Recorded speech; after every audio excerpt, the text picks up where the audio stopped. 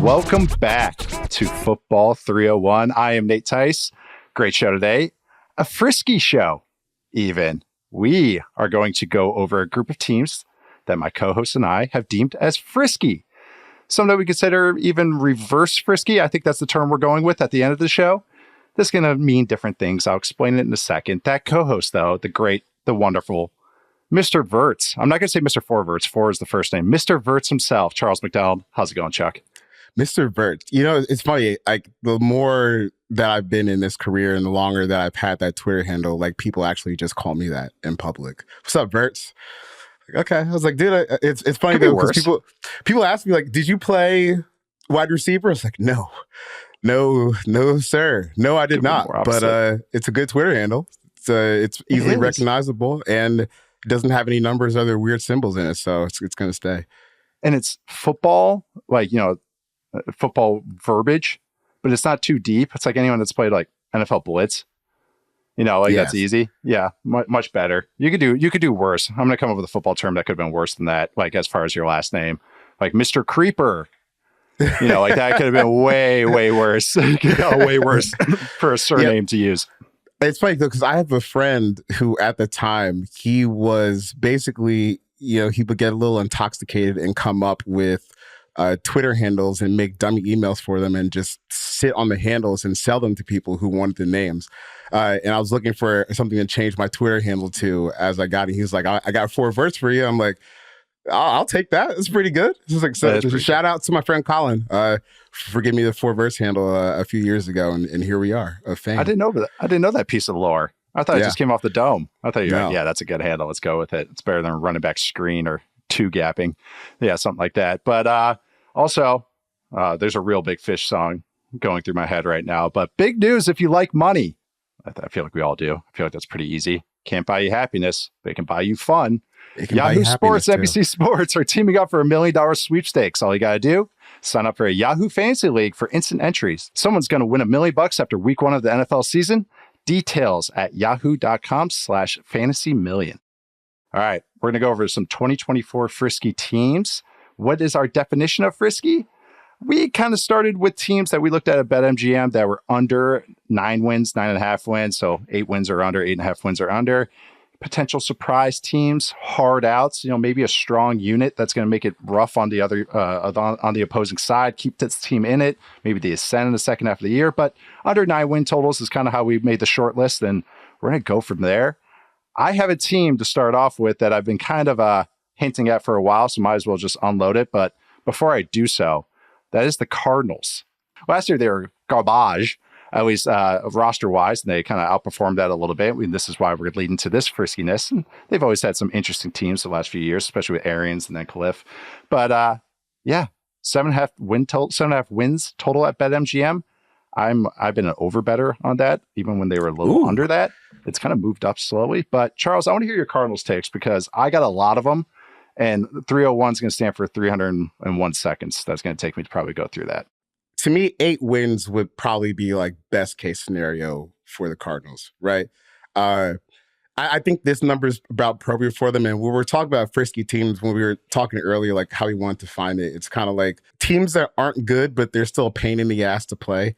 And I think that that's exactly where this Cardinals team falls this year, especially by the end of the year, when Kyler Murray kind of got his legs back and he was more comfortable in the offense and had gotten to actually work with the staff on game day, he was starting to look like his old self. I know the Eagles defense at the end of the year is not anything to write home about, but in that game, he looked like the Kyler Murray of old that earned the contract extension that made him one of the higher paid quarterbacks in the league, which he has a chance to make that deal look like a bargain this year if he plays well, based on how it's aged so far. So you got Marvin. Wow, I'm blanking on the tight end's name right now. Trey McBride. Trey McBride, he's a stud. Oh, yeah. I like the ground game. Paris Johnson's a stud on the offensive line. Jonah Williams is probably like a good ad for where they were. If you're going to swap out DJ Humphries for Jonah Williams, it's not bad. Funny, he made all that stink about playing right tackle in Cincinnati, and then he's playing right tackle in Arizona. Just kind of funny that it just ended up that way anyways. They're trying to tell you something, Jonah. I do feel, though, because I do still think he's better than Orlando Brown, but that's neither here nor there.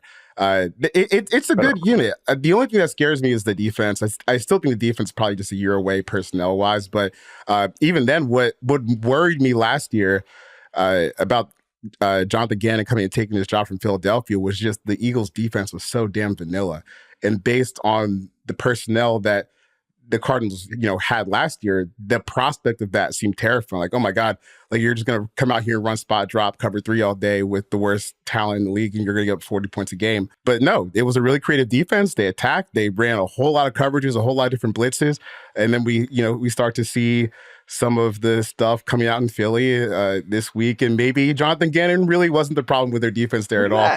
And it'll be really interesting to me to see what evolutions they make on that side of the ball. Losing BJ Olari sucks. He's hurt, out for the year. Yeah, I was liking him too. I do think that they have just enough pieces where it can be like flashy fun, if not good, on defense. Yeah, okay, strap in. So, not saying they're making the playoffs. I think what you nailed on the head. When they were more like 6.5 wins, has gotten juiced up. That's where I was really jumping on that number. I feel like this is a 7 or 8 win team that is going to be, they're going to beat the bad teams. And then all the good teams, they'll kind of split them, but make it a hard out. A lot of single score losses. Like to them, this team kind of feels like to me the second year of the Dan Campbell regime, where it was like, oh, okay, they're really fighting. They're doing some cool stuff on both sides of the ball. But I'll start with the offense, and this is what's going to drive this unit. This could have been a top 10 unit, I think, when we did that show. It's going to start with the run game. Last year, this Cardinals run game, so early down runs, first and second down, just running back runs. So just James Conner and the rest of the contingent back there, Michael Carter a little bit. They ranked 9th in success rate, sandwiched between the Lions and the Vikings. We all know how great the Lions run game is. 7th in total EPA generated, so only teams above them were the Dolphins, 49ers, Lions, Ravens, Eagles, and Bills. So this is a legit run game. 3rd in boom rate after the Dolphins and the Lions. This is all from Sports Info Solutions, by the way.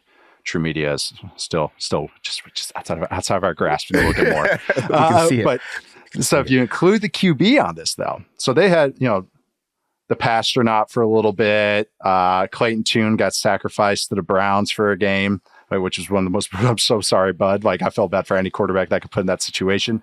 But when Cowher came back, so this run game, if you include quarterback runs, and this is where it gets fun, that success rate jumps to 7th. EPA jumps to 5th. Their boom rate jumps to 1st, even higher than the Dolphins, who had a game that scored 70 points, had all those crazy runs to Achane and Mostert and stuff. This run game has a chance to be a legit top 5 kind of real identity maker for this team, and I think they added to it. You already mentioned Paris Johnson Jr., total star. He's awesome. You should watch him practice too. He's a hard practice player. I went to 2 practices, by the way, last week. I should also mention that. You mentioned Jonah Williams. I think their Clayton Adams, their line coach, is very good. I like him. I like Drew Petzing, their offensive coordinator. They were doing a lot of fun stuff with the tight ends, not even just Trey McBride, but adding Tip Ryman, having Isaiah Hodge. I always want to say Isaiah Hodges. It's Elijah Higgins. Isaiah Hodges turns into Elijah Higgins in my brain. But he's a nice little player. But yeah, they have 3 tight ends, and they're going to use them. They did 3 tight end looks in 7-on-7 at practice, which I thought was hilarious. Like you don't really see that. They were practicing that this is their primary look, 3 tight ends and 2 tight ends. Michael Wilson is a nice, complementary receiver, does some dirty work stuff. Yeah, and Greg Dortch, kind of a nice folk hero, but he's actually a good slot guy. And how they're going to use him is a nice little, 15, 25 snap games. And I think he'll be a real high valued guy. So yeah, I'm just super excited about this offense. Kyler, when I was at practice, was locked in. He was phenomenal in the 2 practices I was there. And while also when the special teams drills were happening, he wasn't just hanging out. He was working, helmet on, working at stuff with Marvin Harrison Jr., with other guys, with coaches. So I really think there's a lot of maturity happening from him that should be primed to be the comeback player of the year. Really, he could have a real strong year this year. And I think they're just, the whole team is just kind of sitting on this where they're growing.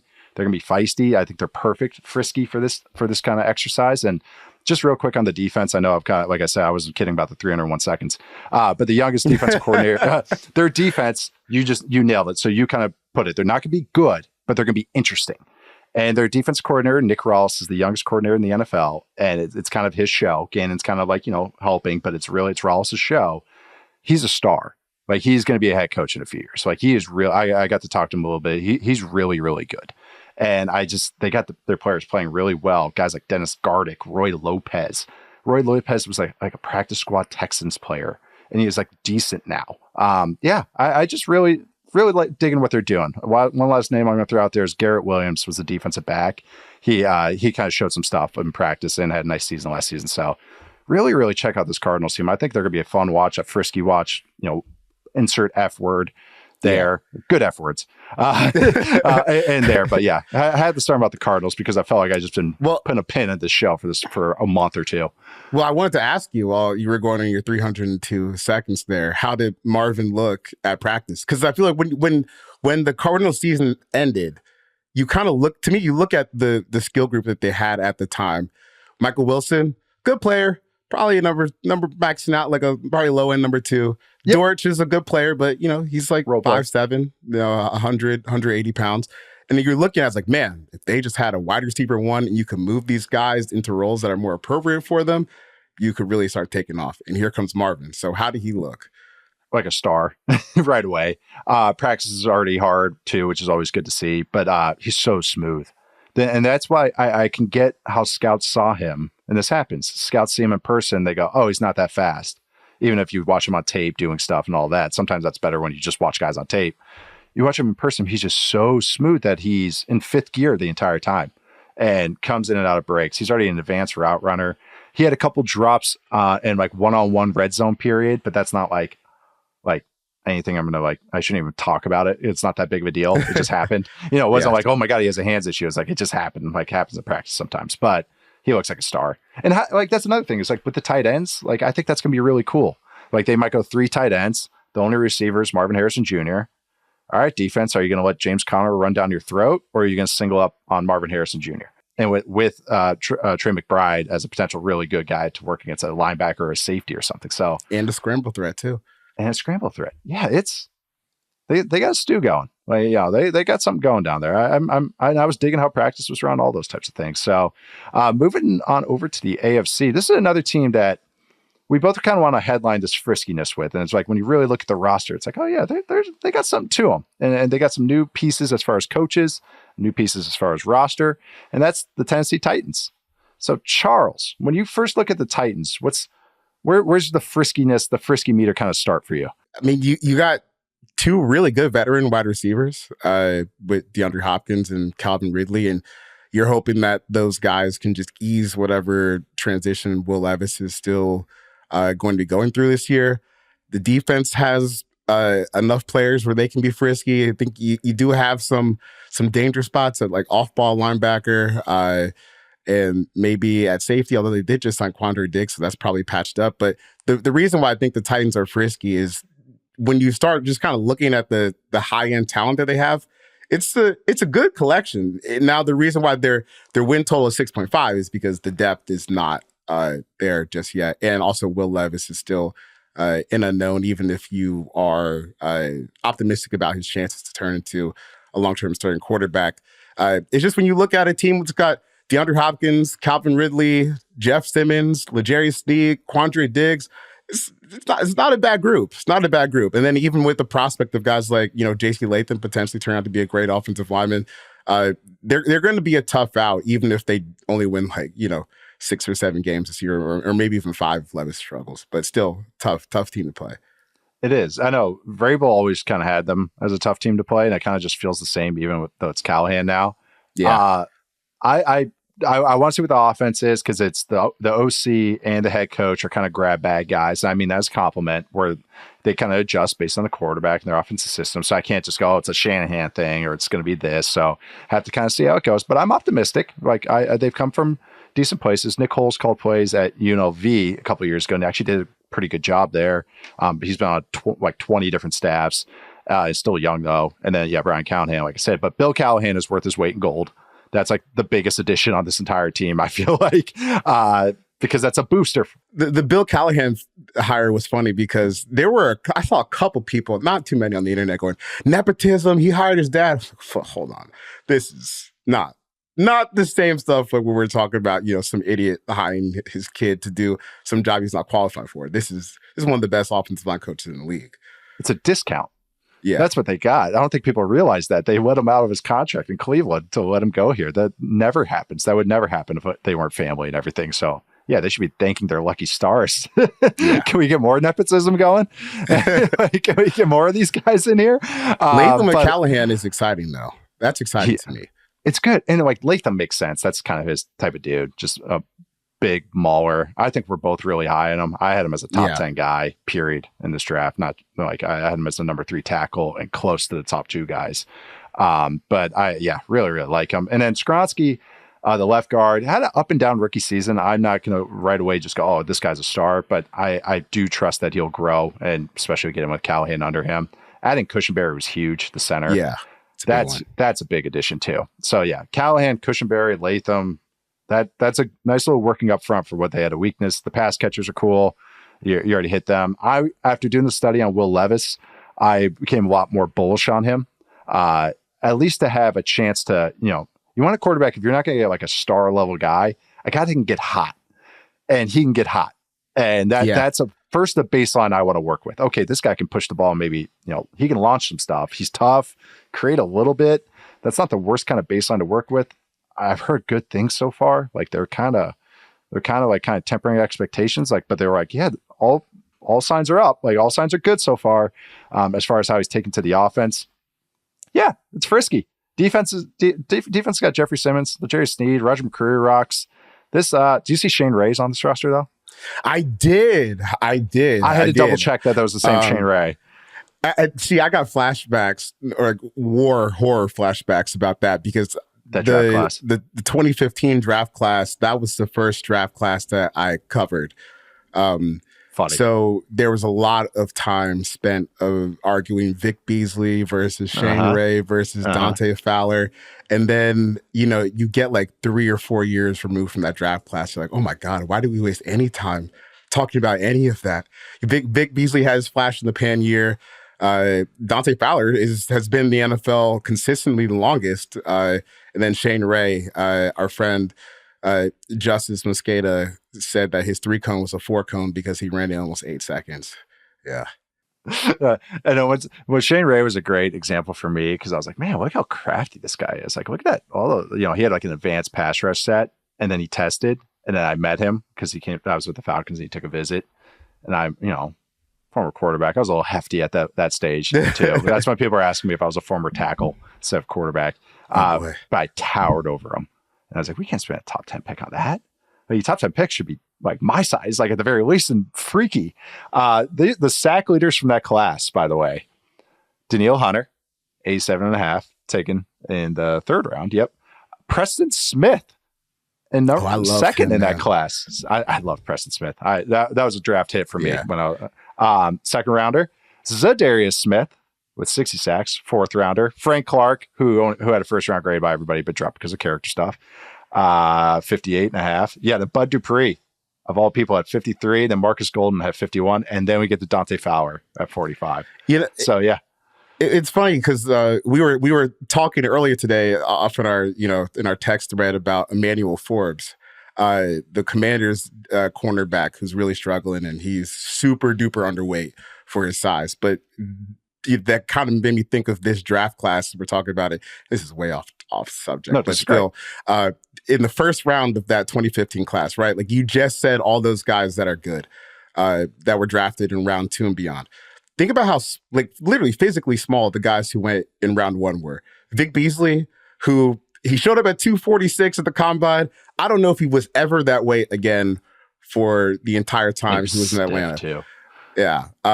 Shane Ray, like you said, wasn't the big guy. And Dante Fowler, he was, I think, maybe a little bit more like explosive, like linearly, but still not a big dude. And then you get, the 6'5", 270 Danielle Hunter, 6'2", 275 Zadarius Smith. Oh, wait, these are the guys that are winning because they could actually, You need to be big and strong to play the big and strong game sometimes. Oh, Fowler discussion was so exhausting. It was like even in the building because he had like 3 sacks against like East Carolina. ECU in the bowl game. Yep. Yeah. And the Birmingham Bowl in 2015. And then the bigger schools, he really didn't. And he wore the big towel always.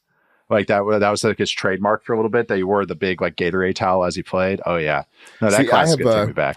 I have a few friends from North Carolina, some good friends that played football at ECU during that time period. And I remember that class, they were like, bro, Dante Fowler in that bowl game killed us. He's like, he's going to be a beast in the NFL. He's going to be a beast. It's like, maybe he's just better than you guys were, but not actually. Better than Conference USA. Better than Conference USA champions or whatever, something like that. Not the mid-level SEC Florida team is going to be decent. Yeah. I think that makes sense. We got time for one more little oddball player related to this Titan stuff. Yeah, go for it. They have, every time I see Daniel Brunskill name still on a roster. It's amazing because I remember when he was, I think I think his first year in the NFL was Shanny's last year in 2016 with Atlanta, somewhere around that time frame. Yep. And he was a tight end that was playing left tackle in the preseason for Atlanta at 270 pounds and getting his absolute ass handed to him constantly. But he just kind of stayed in there, kept fighting, kept digging. Now he's like a serviceable guard. I think that's one of the. It's a body transformation that nobody cares about that kind of blows my mind every time I see him still on the roster. For a minute, he was probably one of the worst starting guards on a good team, period. And it was just remarkable that he kept sticking. So my story with my Daniel Brunskill story was when I was with the AAF, the Atlanta Legends. I tried to sign him as one of these guys I was trying to find. There's a loophole because he played at San Diego State. He was technically the San Diego Fleets guy.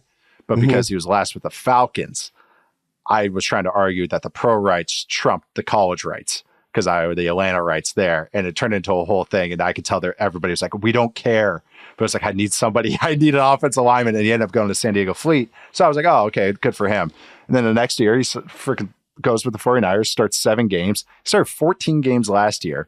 And it's like, this is actually the best role for him. It's kind of like a swing backup. But you're right. Total transformation from what he was because he was skinny at San Diego State early in his career. But yeah, that was our first little batch. After the ad, we are going to, go with some teams that, take a step back, take a deep breath and go, oh yeah, these guys, they're not bad. They're a lot friskier than we realize. We'll do that after the break. See you guys in a second. All right, for these next teams, this next section, I want to, look at them. Like I said, take a deep breath and remember just the cast of characters involved. Remember what's happened recently. What's having memories longer than a goldfish, which I sometimes have. Look back maybe what we're working with here. We're going to start with the Seahawks, a team that won 9 games last year. Yes, their point differential was negative, but they still had an expected win-loss of 7.5, which is currently their win total on BetMGM. Charles, when you check out the Seahawks right now, what are you thinking of? What do you think of this kind of team, this new coach? Geno Smith still there behind center. Everything with the Seattle Sea Chickens, I'll call them right now. 7.5, it feels low to me. Maybe, I'm assuming the division has to play a role in this because you still have the 49ers, the Rams. We just talked about the Cardinals potentially being a team that could win a game against Seattle with the right circumstances. But man, I just look at Geno Smith, who I think is probably the most undervalued player, like contract-wise, in the NFL. That's not named Best Patrick Mahomes. Then you have a good wide receiver trio, even if it's a bit flawed with DK Metcalf, Lockett, and Jackson Smith and Jigba. Mike McDonald's here to run the defense, and you've tried to get some personnel upgrades over there. We'll see what happens. That unit was really bad last year, so if they're going to get better and pass the 7.5 wins, it's probably going to be on that side of the ball. But if I'm looking at this and I'm a Seattle fan, like honestly, if they finish 8 and 9, which would be over the win total, I feel like that would be a pretty disappointing season, all things considered, because Geno Smith is a good player. And last year he played well in some pretty terrible circumstances because the offensive line was not good and they weren't healthy. So if you can just get guys back on the field and get the progression on the offensive line moving back in the right direction, I just don't really see how this team would fall to like 6-11 or 7-10, which is kind of in the frame of this win total. You kind of look at either side, like, okay, how they win 8 or 9, the other side 7 or 6. This team to me is just surprising. Yes, if they win 9 games again, but it's actually a little more sustainable, a little more consistent. That's what it feels like. But the fact that it was even lower than that. So I thought 8.5 maybe is what I checked and saw 7.5. Yeah, this team is more than frisky just because we got to always start with the quarterback. They have at least a guy that's in the top half of the league, I think, any way you shake it. And a guy that at times can play like a top 8, even like have moments that are like elite, like true throws that are special. And not a lot of teams have that. And it's kind of surprising to me that I think we kind of lose that in the muck of because what happened with their offensive line last year. Even the guys that we thought were going to be the stars, Charles Cross was injured most of the year, throughout the year, I should say. And I think he has Pro Bowl potential based off his rookie year and what I saw him in college. Abe Lucas will kind of put a pin in him, but they improved the interior. Even if it's just adding bodies that are average, that's an improvement to what they had last year, which kind of kneecapped their whole season. I'm high on Christian Haynes. I know he's battling for the right guard spot right now, but he was a top 40 player for me in this draft. Already talked about Geno. I like the running backs. I'm partial to Charbonnet, but Kenneth Walker's explosive. And really, I just want to talk about their OC, and that's Ryan Grubb. I'm extremely bullish on him. Sometimes when college-only guys that haven't been in the NFL, I have some hesitation. Like, all right, what do you only know those hashes? Do you only know those formation rules? So I have to see how it translates. He's not a heavy RPO guy. He has them in there, but it's more like an NFL level where they're sprinkled in. More package plays like bubbles and flats, which is very real in the NFL. He gets to a lot of formations with shifts and motions, but none of it's unbalanced and breaks the rules for the NFL, where it's like the 4x0 stuff where there's nobody towards the boundary. So it's all like real to me. And he gets to it out of tempo, which shows to me that's like a lot of good communication happening. And he was doing it at college, which, it's a lot of stuff that I think translates really nicely. So I think this offense just comes down to O-line health. That's it. It's just how that unit comes together. But this offense could be sneaky top 10, and a defense that I think from play caller wise is going from below average at best to, I think, very good. That's already improvement. I think their front's going to be awesome. Like as far as stopping the run, I should say. Like they're going to be really hard to run against, which makes sense because they play against the 49ers, the Rams, and the Cardinals. 3 top 10 run games. Makes sense that why they want some beef up front and want to stop this. And they were really bad at run defense last year. They were so bad. And addition by subtraction, no more Bobby Wagner, no more Jamal Adams, who were kind of, another handicapping their defense a little bit. Devin Witherspoon rocks. I'm keeping an eye on them. I think they're kind of getting blown by the wayside even a little bit because I'm excited about the Rams. I think when the 49ers are the 49ers, they're the favorites, and the Cardinals are earlier frisky team, but it's kind of like, this is a tough division. Like the Seahawks are like, shouldn't be slept on by anybody by any means. Cause they got some pieces and they got some, I think, really good coaches too. Signing Jonathan Hankins. Nose tackle. Dude, I'm glad you mentioned him. Good player. And he's one of these guys that I guess it's just because like the run stopping has been devalued to a degree, but like I've been clamoring for the Falcons to sign him since like 2017 because all he does, he gets like these 1 or 2 year deals, plays his ass off. He's a damn good nose tackle, stuff in the run. And he's been doing this for damn near a decade. So I think that addition, plus you already have Leonard Williams, you have Byron Murphy. If you can get anything out of Draymond Jones this year, like you said, that's a good front. And I think that those, it's beef. And those guys as a foursome up front, that makes life easier for, Mafe on the outside and some of the other edge rushers that they have that are still developing. So it's promising. I think, some of the cornerback spots, maybe outside of Witherspoon, maybe you're still looking for some consistency there. But overall, if this defense is still bad, I'm just assuming you probably miss on some draft picks and some free agent signings along the way this offseason. I would be surprised if either unit, offense or defense, was outright bad. Like if they're below 20th.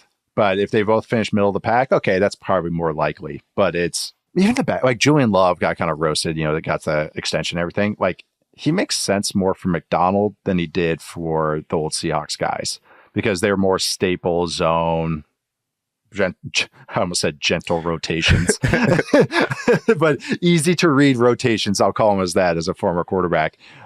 Going to McDonald, who's Swiss Army knife, kaleidoscope scheme, just everything, everybody doing everything. That I think Love is better with that because that's how he was kind of better with Wink, too. So that's kind of I think he's a better fit for this defensive scheme a little bit. And they got Nwosu, he's battling injuries, some juice on the outside.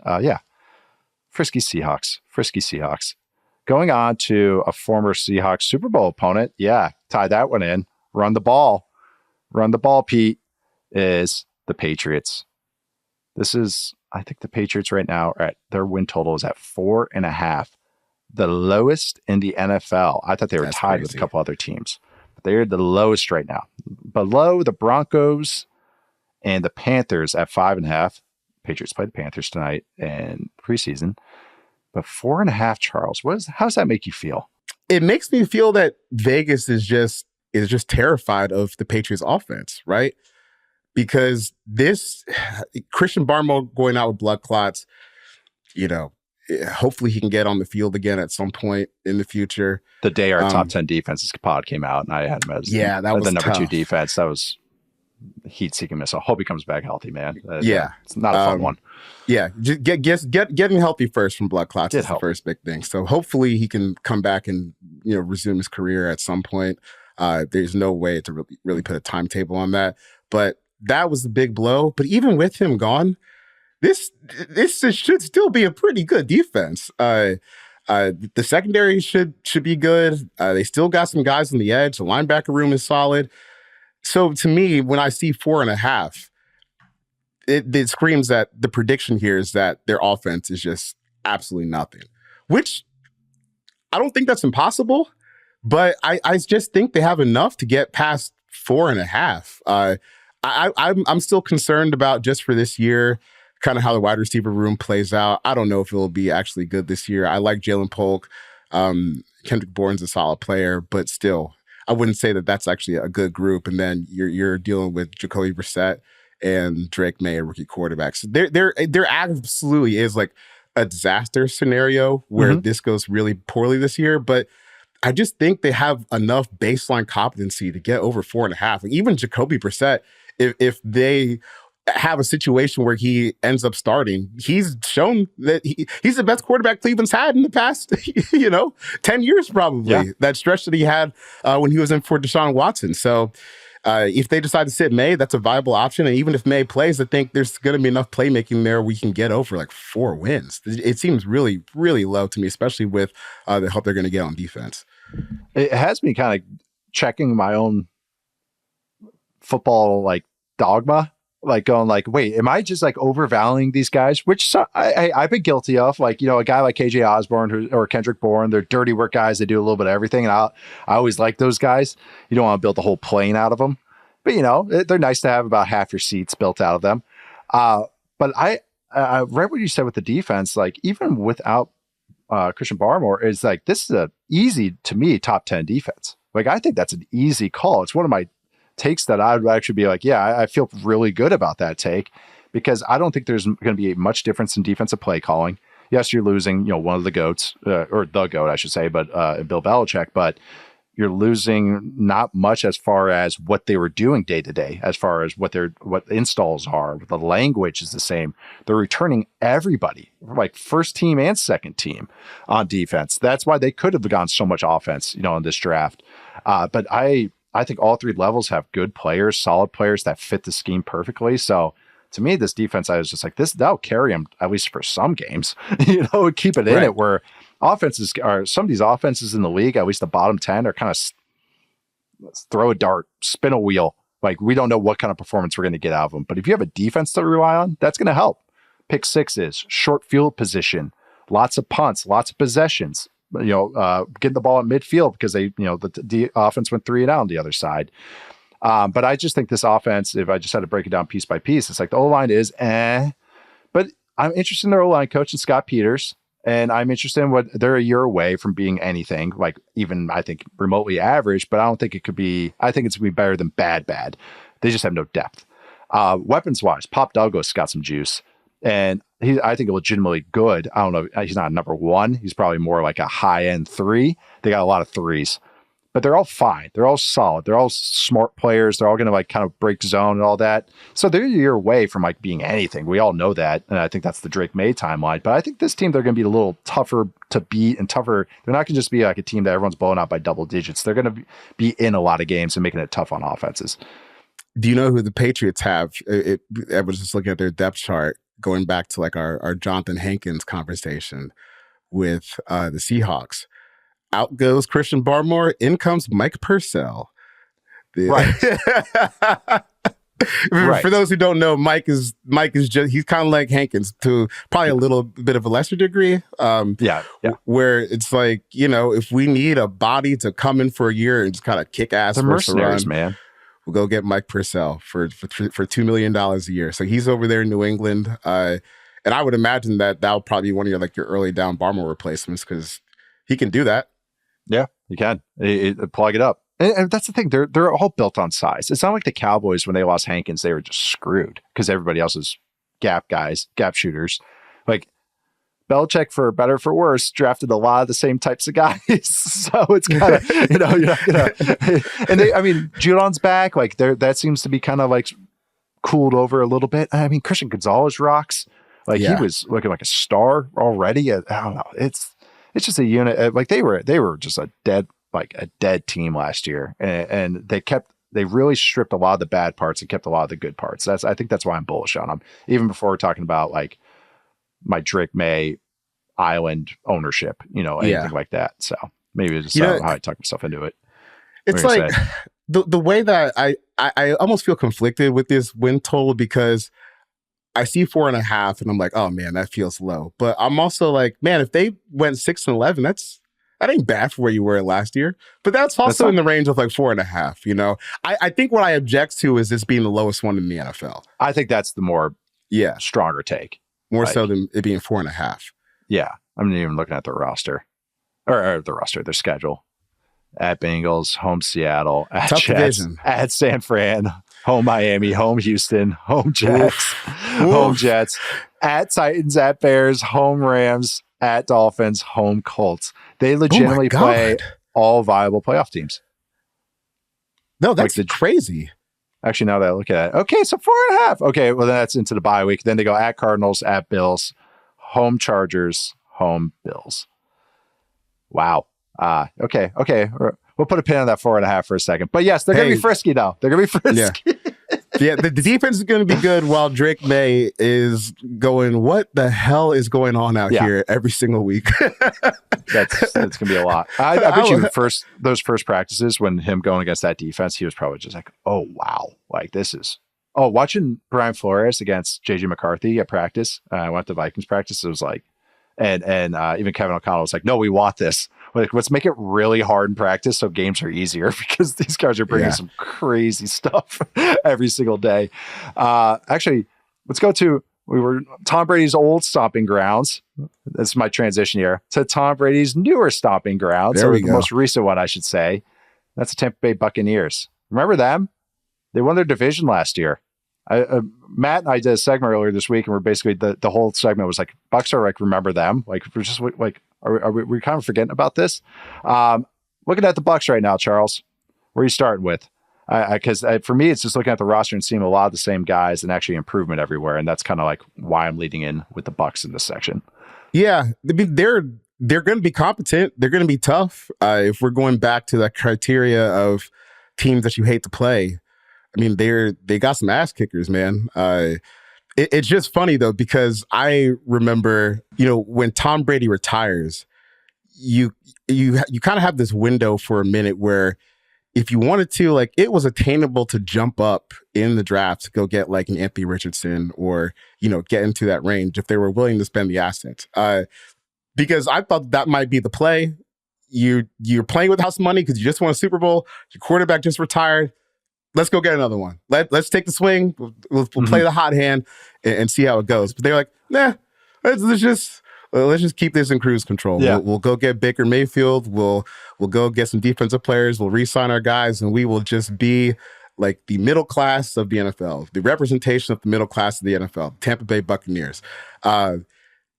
They should win, 8-9 games, and maybe if they beat up on the NFC South, like 10's in reach. I don't know if Baker Mayfield's a good quarterback. I don't think he is. I shouldn't say that. Yeah, you can say with your chest now. I don't think he's a good quarterback, but at the price, he's playable. At the price for like $33 million a year, compared to like what some other guys are getting, that's fine. You still got some weapons on offense. The offensive line, man, you got Wirfs and Graham Barton. Like, that's a really, really good start for continuing to build a good unit up there. And then on defense, you have all the continuity in the world, where Bowles is entering another season as the head coach, another season as the guy overseeing the defense. Vita Vea is here. Kalijah Kancey should be better in year 2. Antoine Winfield just got paid.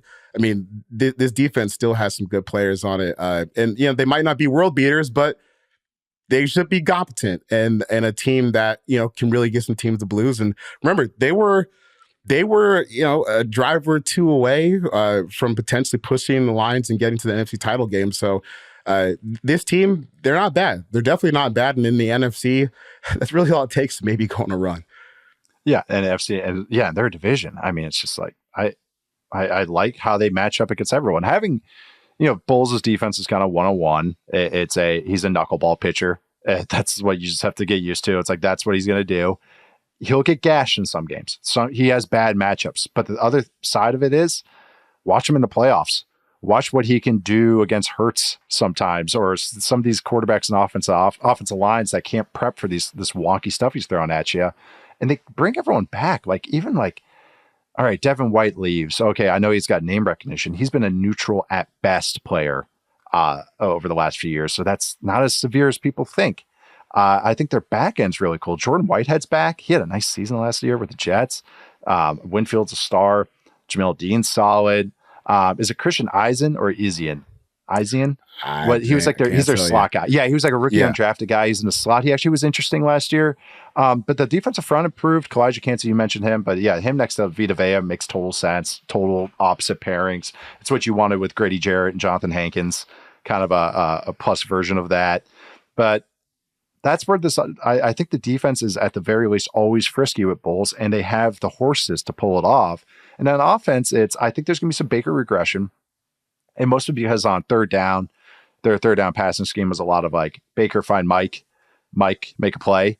And that works. It's just going to be very up and down. People have been paid off of that type of offense and have made a living off of it, but usually maybe a better quarterback. But last year, you know, some of that, I think overall that might drop a little bit, but overall their efficiency will improve and kind of offset it. So they might not be as explosive, but they'll be more efficient just because you mentioned Graham Barton. Luke Gedeke is an improving player at tackle. Like, just other pieces they added. Liam Cohn, maybe a little more cohesive in the run game. But last year, this is like my little Baker stat. Why I think there might be a little bit of regression here was he was in EPA. He was 12th overall. Just total generated EPA. He was 18th on early downs, first and second down, and he was 6th on late downs, third and fourth down. Success rate, 21st overall, 24th on early downs, 7th on late downs. That's a lot of like chucking it and high up and down. Screw it. Baker plays. That's how he plays. It works with Mike Evans, but it can drop off at any time. But you know, they have Godwin, Jalen McMillan. They have some really fun weapons.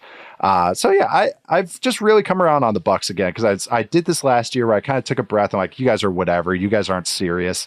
But then you go, they have a lot of good pieces. They're credible. So, yeah, it's the Bucs. I feel like they're just gonna be permanently in this kind of upper middle class. Did you just put them in the middle class? You didn't even say upper middle class. You just middle class they are team 16 to me. I don't know. That's kind of how I feel 16. About them. Team 16 in the NFC South, that could win you 11 games if you get lucky.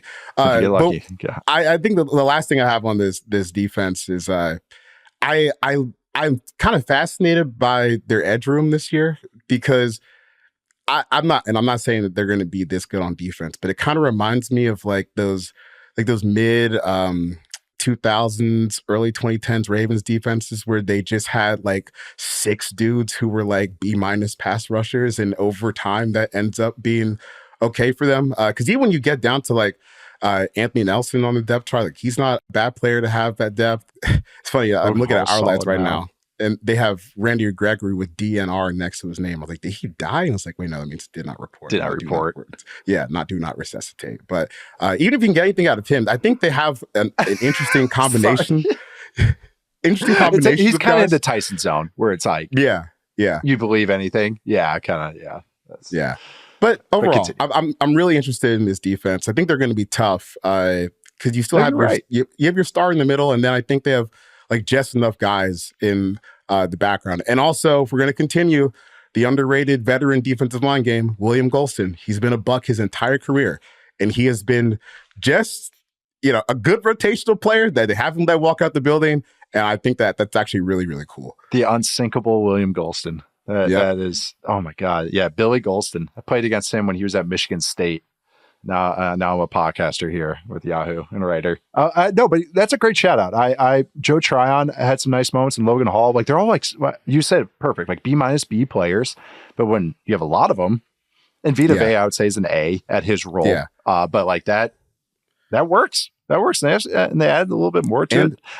And let's Cansey be himself too, because Cansey's a guy. Look, his highlights are great, but there's a lot of plays where he's in the dirt. He's about 4 to 5 yards away from where he should be because he got blown out of the gap. But when you got Vita Vea and some other sturdy guys next to you, you can take those chances. And I think it all works well together. It does. No, that's the Bucs. It all works together somehow, some way. It always comes back to that. But we're going to be back with our last section, which is going to be, we're going with reverse frisky. And I know how that sounds, but we'll be back in a minute with it. All right, we are back. And we have 2 teams. Both, let's start with the letter C. We were not trying to be alliterative there. It just happened that way. But we're going to go with reverse frisky.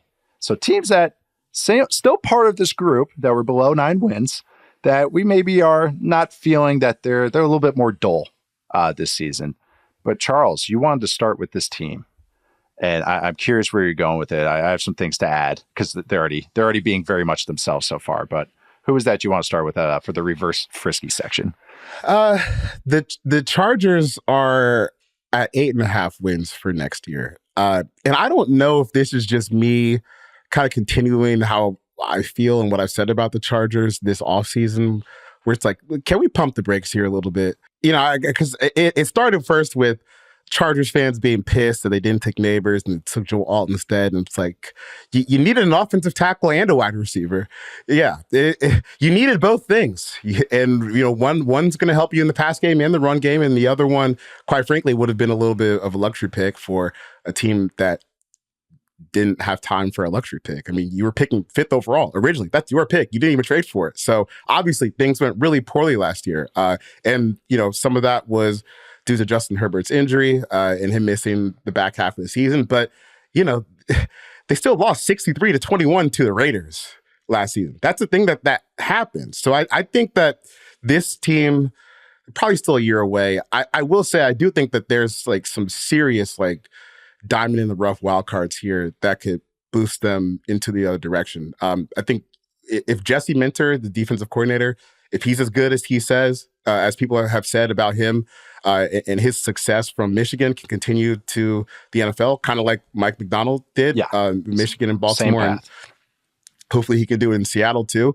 That changes things because now if he can start to get things out of Derwin James, get him started to play like a Pro Bowl safety again, get Asante Samuel to kind of turn things around, that's a game changer. But if I'm still just going off of what I've seen most recently, I think they'll be frisky. I think they'll be a tough out, but just talent-wise, especially when we look at the wide receiver room, they're already a little banged up there. Lam McConkey's been in and out.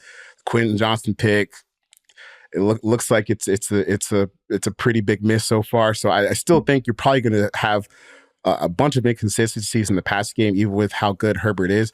I just think they're a year away from like getting over like that 8-win hurdle to where you're really like competing for a playoff spot because you still got Mahomes twice in the division and the Chiefs. Like that's still a pretty big talent mismatch as things go right now.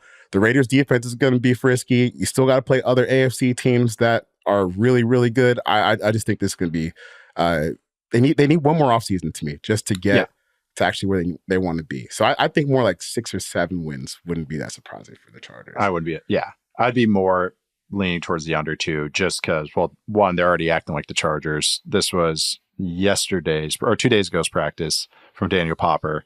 This is who was not practicing. Justin Herbert, who has plantar fasciitis, by the way, which is a lingering injury. So always remember that. That is not that's a 2-week in boot plus 2 months before it feels kind of okay. And then probably another couple months after that before you're like actually okay. Yeah, it's not a fun one. But Derwin James, Lam McConkey, Joey Bosa, Trey Pipkins, Jamari Sallier, Hayden Hurst, Ben Mason, Kamani Vidal, and Junior Colson. Junior Colson, who I'm very high on, but that's their starting linebacker, which is like one of the most glaring weaknesses on this whole team. He is very important for this defense to even be competent to me this year. Outside of they're saying the right things. They're like, hey, we're behind Khalil Mack and Joey Bosa. Bosa's already missing practice already, you know. Khalil Mack's been it's been a long Khalil's time. He's like in year 12, year 11, there. 12. I know. Derwin James, I think, is going to improve no matter what. He couldn't get worse. Last year, he was actually like average at best, which is really shocking. It wasn't big drop off. He just, and you can tell, he even talked about it. He just wasn't locked in. He wasn't engaged. And the fact that's how bad it was that one of the guys that I would rate as a high end competitor in this league, I would give the very good, excellent, great as competitive leadership kind of player that you want, is saying, yeah, I didn't have the fire last year.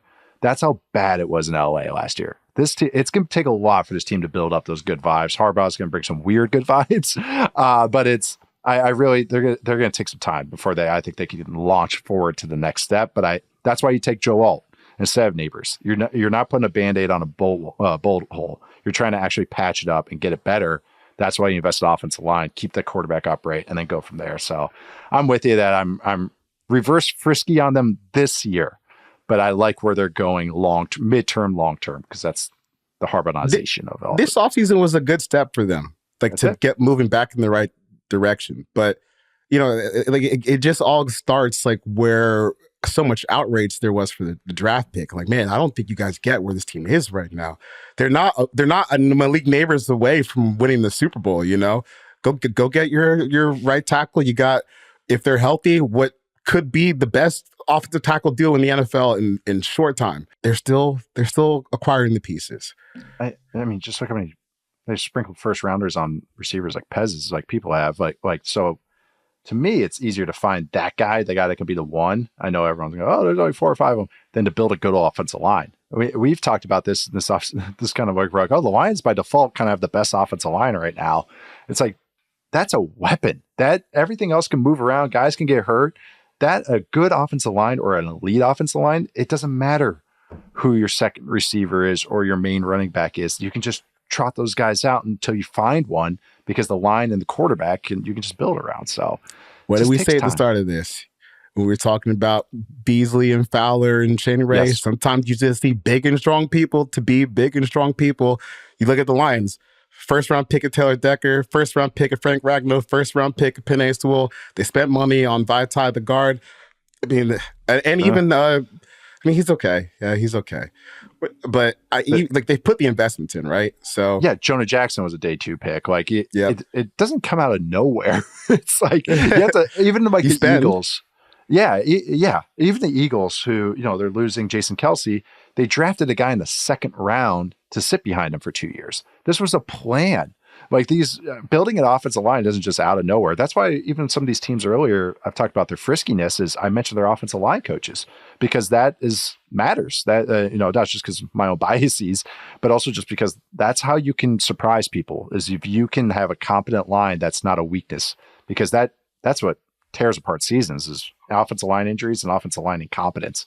So yeah, even the Seahawks, they're their offensive line coach. They won the Joe Moore Award last year at Washington. Like I kind of like that. Like that's another kind of feather in their cap. So the last team, yeah, and this is the last reverse frisky team. And this is kind of a talk about offensive line too. Actually, that's kind of lead us here. That's the Washington Commanders. This is even before we had this team out in the year, even before the kind of joint practice reports against the Jets that are kind of cropping up today. And those are joint practice reports. We have to see preseason, all that game, all that stuff. But Washington Commanders, Charles, where are you at with them? Why are they reverse frisky for you to start?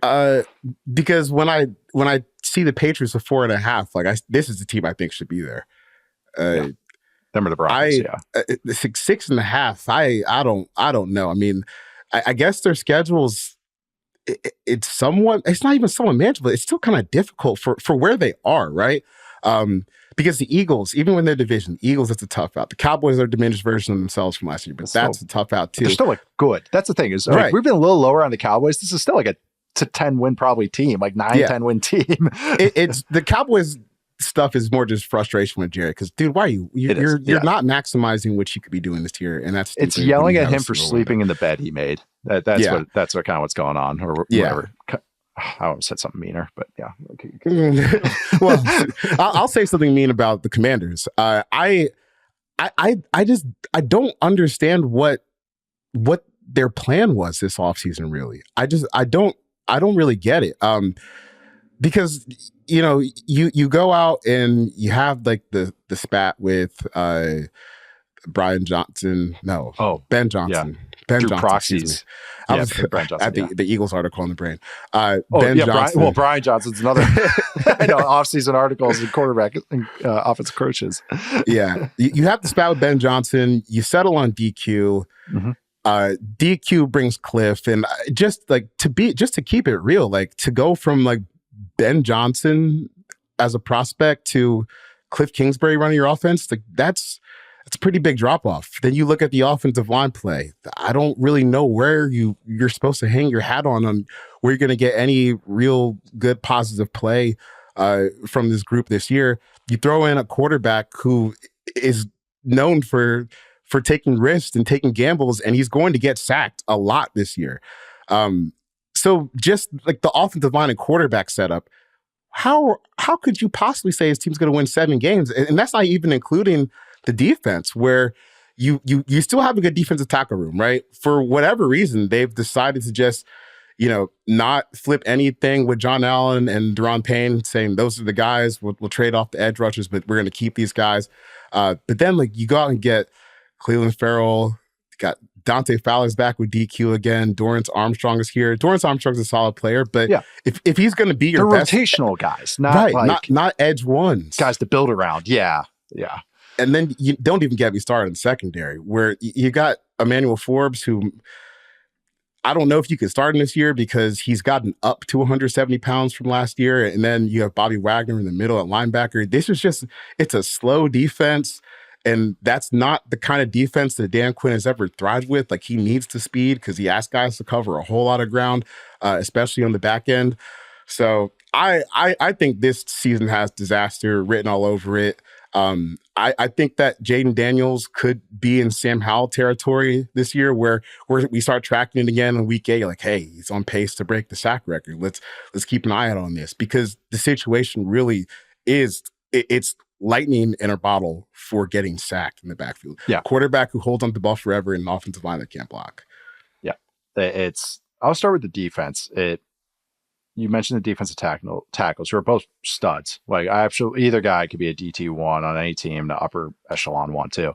But it's everything around it. It's even, Jerry Newton, who I really liked, maybe another defensive tackle there, another guy they could throw in at spice. He's battled injuries already. You already mentioned Bobby Wagner. Wagner is the net negative at this point in his career. He's probably going to be playing every snap. So what the Seahawks ran into last year was, rather than have him in coverage on third down, they had him rush the passer. But that kind of made you predictable. And that DQ has always kind of had that issue with his defensive stuff. I shouldn't say issue. It's a feature and a bug, is that they want to run a bunch of simple coverages and run them fast. Speed. We're going to beat you with speed. We create so much chaos that even if you're right, you're wrong. That is their philosophy. Micah Parsons helps with that. What else the Cowboys had on their defense helped with that. So they were able to hit the ground running with that kind of just speed everywhere. He tried to build up in the Falcons. They kind of always had issues with inconsistencies and everything. They were so small. That's the issue, is that they have a lot of small guys. It's small and slower. Even a guy like the nickel they drafted out of Michigan, Mike Sanders still. Yeah, very smart player, really smart. He's a good football player, but he's tiny, and it's another guy that battles with size. Go to offense. The tight end they draft from Kansas State, I pictured as like a Noah Gray hybrid fullback tight end, draft him in the 4th round. They draft him early. He's small. He's smaller for the tight end position too. Jaden Daniels, smaller for the quarterback position. So again, they're making a bunch of exceptions about speed and size, and that's not a good formula to kind of build around. I know they're kind of patching things together, but that's why, 6.5 is like, that feels right. And below that feels even better because of just what they're at, where they're at. Like, what are the pieces they're going around? Everyone loves Scary Terry, but Scary Terry is not tier 1. He's a mid-lower tier 2 guy at receiver. I like Jahan Dotson. He's kind of been up and down his career. This will be a good offense for him. The math is on offense is just not adding up to me. You have an offense that's going to be try to be hyper efficient in the passing game because they'll run a lot of quick game. That's just what Cliff does. That's what actually Daniels is pretty good at. If you take sacks in that type of offense, you need explosive plays to counteract that. I just don't know where those are coming from. The runs aren't adding up like in Moneyball. Like, it's just like they don't add up in my head, where if I think this offensive line that's very patchy, that's a work in progress, then they have guys that are kind of okay, but there's going to be some QB run game that'll be interesting to maybe offset that. But where are the explosive coming from outside of deep balls to Terry that are 50-50 balls at best?